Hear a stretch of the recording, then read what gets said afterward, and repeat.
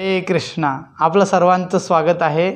आजचा विषय असा आहे की भक्तांचा प्रश्न आहे, कृष्ण भावना भावित असलेल्या भक्तांचा असा प्रश्न आहे आणि महत्त्वपूर्ण असा प्रश्न आहे. आणि अनेक भक्तांचा प्रश्न आहे की एकदा का भक्ताने वैकुंठामध्ये प्रवेश केला किंवा भगवद्धामामध्ये प्रवेश केला तर त्याचं वैकुंठातून पतन होतं का?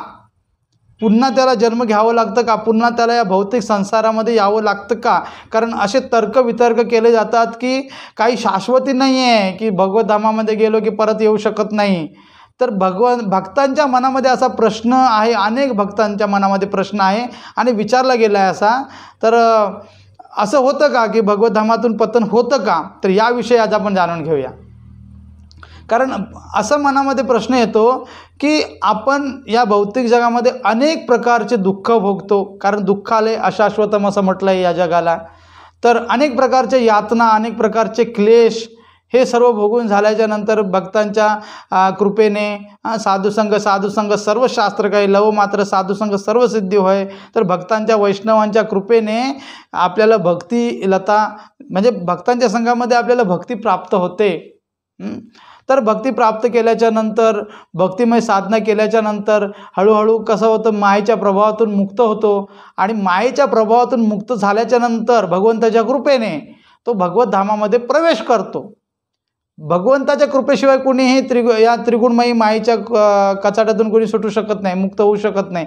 भगवंत कृपा करतात तेव्हा मुक्त होतो. आणि मुक्त झाल्याच्या नंतर ज्यावेळी भक्त भगवंताच्या धामामध्ये प्रवेश करतो तर अशी शाश्वती आहे का की तो परत परतून येणार आहे दुःखमय जगामध्ये? तर याविषयी आपण उपनिषद, भगवद्गीता आणि ब्रह्मसूत्राच्या आधारे आपण जाणून घेऊया, शास्त्राच्या आधारे आपण जाणून घेऊया. तर छांदोग्य उपनिषदामध्ये वर्णन आहे. याच्यामध्ये जो मुक्त झालेला आहे भक्त या मायेतून, आणि मुक्त झाल्याशिवाय भगवद्धामामध्ये प्रवेश नाही. तर अशा मायामुक्त झालेल्या भक्तांच्या 8 प्रकारच्या लक्षणांचं वर्णन केलं आहे. याच्यावरून भक्तांना समजेल की हे 8 लक्षणं जेव्हा समजतील त्यावेळी समजेल की पतन होत नाही भक्ताचं वैकुंठातून एकदा गेल्याच्या नंतर तिथे. तर 8 लक्षणं पूर्ण समजून घ्या, पूर्ण व्हिडिओ पाहू नका, कारण कोणत्याही प्रकारचा गैरसमज व्हायला नको. म्हणून हा पूर्ण व्हिडिओ पहा आणि 8 लक्षणं भगवद्गीता काय सांगते आणि ब्रह्मसूत्रामध्ये काय वर्णन केलेलं आहे ते पण समजून घेऊया. आणि काही भक्तांच्या मनामध्ये अजून एक असा प्रश्न आहे की जय विजय यांचं सुद्धा पतन झालेलं आहे. तर ते झालं की नाही ते उद्याच्या व्हिडिओमध्ये ऐका तुम्ही, पण आजचा हा जो विषय आहे ते समजून घ्या. तर 8 प्रकारचे लक्षणं आहेत, छांदोग्य उपनिषदामध्ये त्याचं वर्णन केलेलं आहे.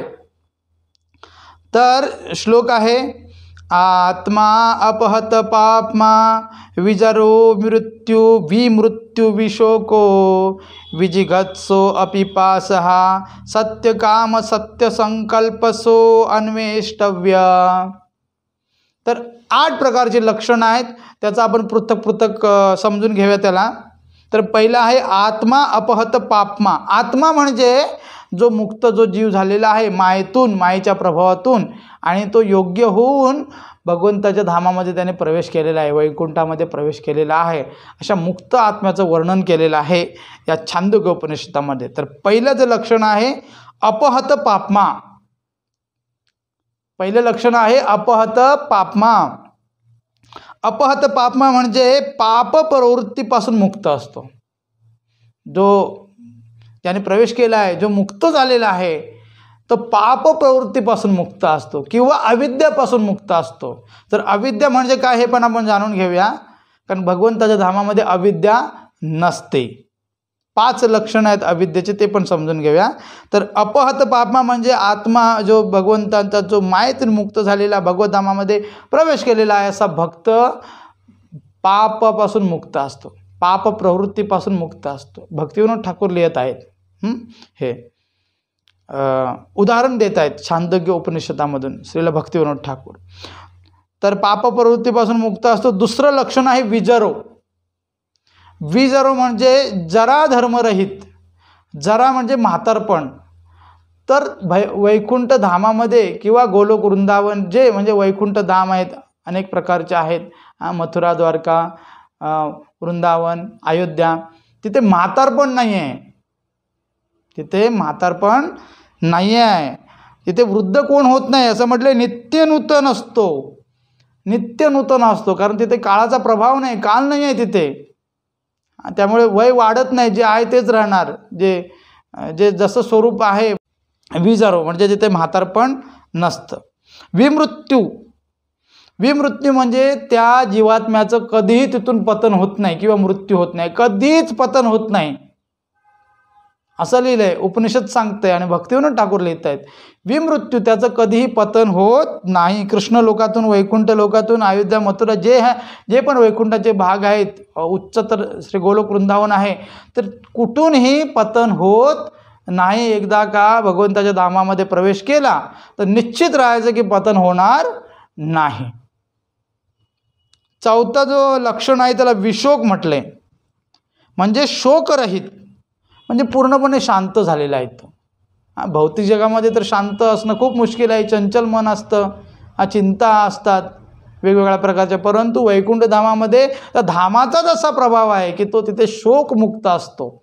म्हणजे कोणतेही मनात त्याच्या आशा नसते, कोणतीही आशा नसते, आणि आशा नसल्यामुळे शोक आणि दुःख नसतं तिथे. पाचवं लक्षण आहे विजिघत्स. विजिघत्स म्हणजे भोग वासना रहित, कोणतीही भोग वासना नसते, कोणताही भोग, स्वतः भोग घेण्याची इच्छा वैकुंठ धामामध्ये, भगवत धामामध्ये नसते. म्हणजे भोग वासना रहित एक म्हणजे असं लक्षण आहे. भोग घेण्याची प्रवृत्ती नसते. सहावं लक्षण आहे अपिपास. तर हा सर्वात महत्त्वाचं एक लक्षण आहे, अपिपास.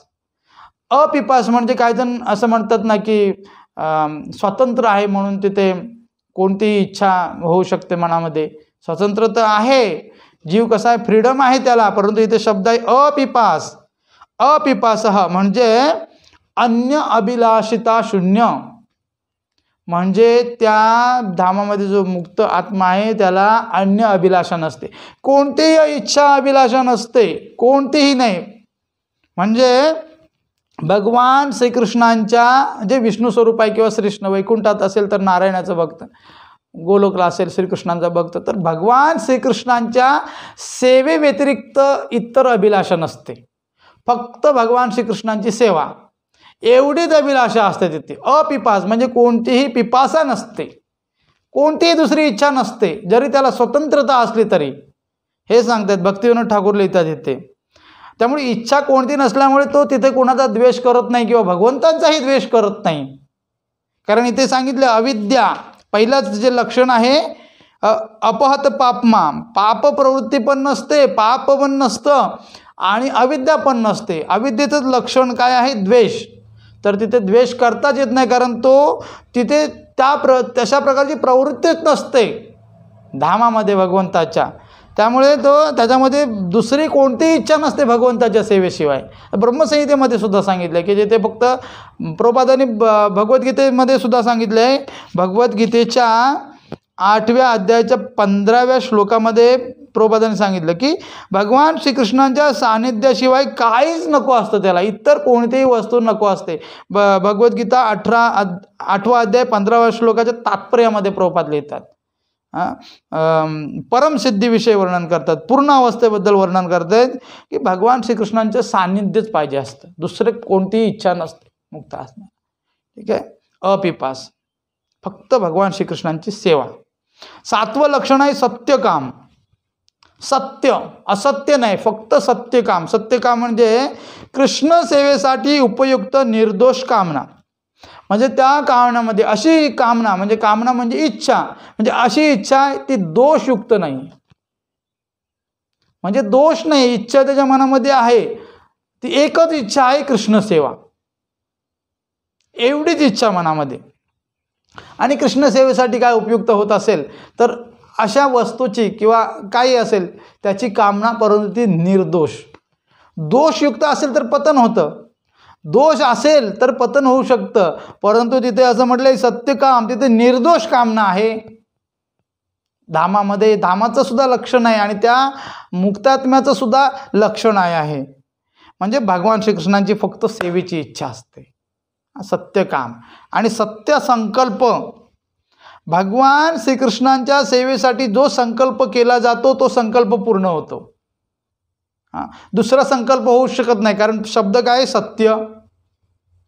सत्य म्हणजे दुसरा असत्य संकल्प नाही होणार, कारण भगवंत पूर्ण काम आहेत.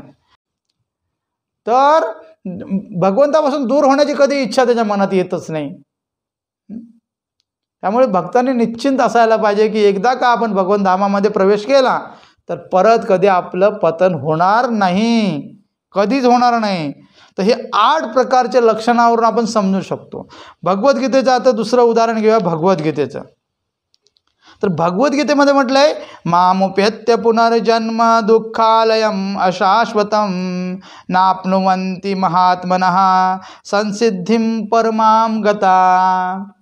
तर या 8व्या अध्यायाच्या 15व्या श्लोकामध्ये म्हणतात, भगवंत अर्जुनाला सांगतात की माझी प्राप्ती केल्यावर भक्तियोगी महात्मेजन या दुःखपूर्ण तात्पुरत्या जगतात कधीच परतून येत नाहीत.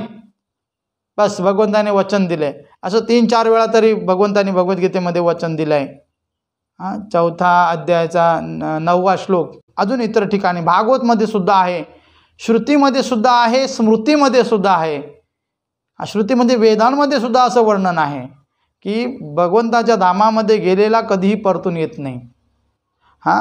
तर कारण त्यांना परमसिद्धी प्राप्त झालेली असते. परमसिद्धी प्रभुपाद लिहितात की भगवंतांचं जे सानिध्य आहे त्यालाच परमसिद्धी असं म्हटलं आहे. तात्पर्यामध्ये प्रभुपाद लिहितात म्हणजे त्याला पूर्ण अवस्थेची प्राप्ती झालेली असते. मग तो पुन्हा या दुःखमय जगामध्ये परतून येण्याची इच्छाच करत नाही, करू शकतच नाही. 8 लक्षणावरून आपण समजू शकतो. आता ब्रह्मसूत्रामध्ये गोविंद भाष्य आहे, श्रीपाद बलदेव विद्याभूषण यांनी गोविंद भाष्य लिहिले आहे ब्रह्मसूत्रावरती. तर त्याच्या 4थ्या अध्यायाच्या 4th पाद श्लोक संख्या 22 मध्ये वर्णन केलं आहे. अनावृत्ती शब्दात अनावृत्ती शब्दात सूत्र आहे.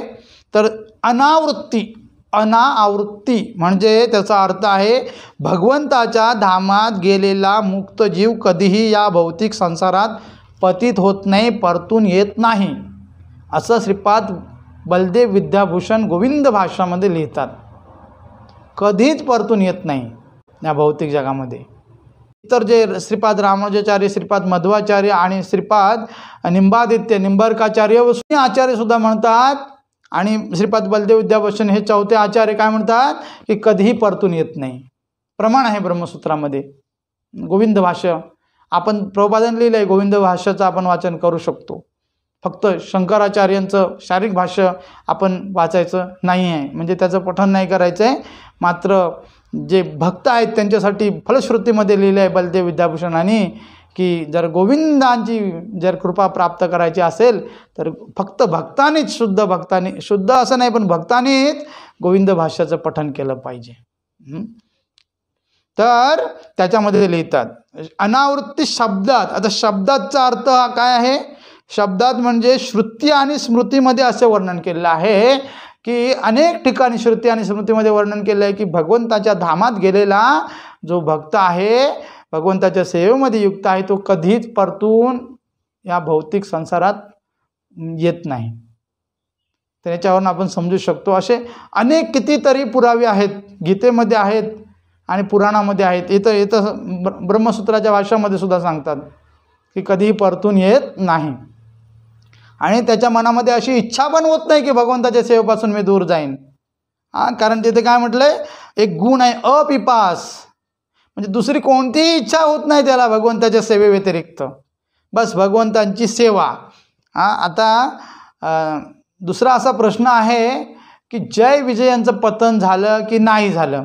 काही जण म्हणतात पतन झालं.